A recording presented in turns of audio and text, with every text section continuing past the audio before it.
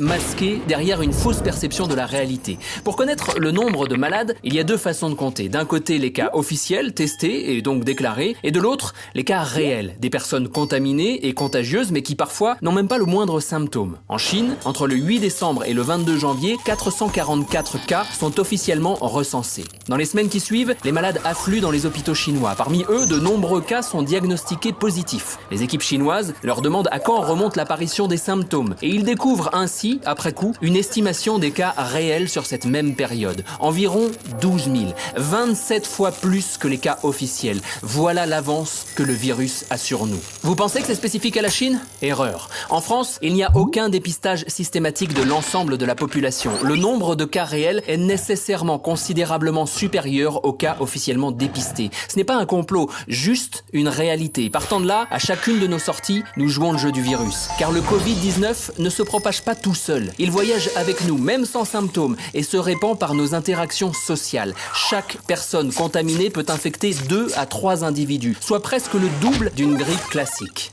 Gardons ça en tête et revenons aux chiffres. 20% des cas nécessitent une hospitalisation, 5% une place en unité de soins intensifs et environ 2,5% une aide très intensive. Aujourd'hui, en France, nous disposons de 5000 lits de réanimation et 7364 lits dans les unités de soins intensifs. Et nous ne parlons même pas du personnel nécessaire pour administrer ces soins. Entre le 24 janvier et le 14 mars, 4500 cas officiels ont été confirmés, ce qui veut dire que le nombre de cas réels est nécessairement largement supérieur. À 60 000 cas confirmés, nos hôpitaux seront saturés par ces petits 20% de cas graves. Concrètement, cela veut dire plus de lits disponibles et un dilemme terrible pour les personnels hospitaliers, devoir choisir qui soigner. Donc, qui maintenir en vie et qui laisser mourir. Dernier détail, le taux de mortalité de la grippe saisonnière est de 0,1%. Celui du coronavirus varie entre 0,5 et 5%. L'écart est simple à expliquer. Dans les pays ayant appliqué rapidement un confinement strict, comme la Corée du Sud, le taux de mortalité est sous les 1%. Dans les autres pays, comme l'Italie ou l'Iran, il varie entre 3 et 5%. Tarder à se confiner, c'est augmenter le nombre de morts de plusieurs milliers, voire dizaines de milliers.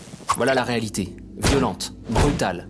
Il n'est même plus question aujourd'hui d'empêcher la surcharge des hôpitaux, c'est sans doute déjà trop tard. Par contre, nous pouvons toutes et tous limiter cet engorgement, en limitant radicalement toutes nos interactions sociales. Toutes! C'est l'unique moyen de contenir la propagation du virus. Restez chez vous, c'est impératif. Et ne sortez que pour l'essentiel. Vous aurez peut-être l'impression de vous isoler, mais aucun acte ne sera plus collectif et solidaire que celui-ci.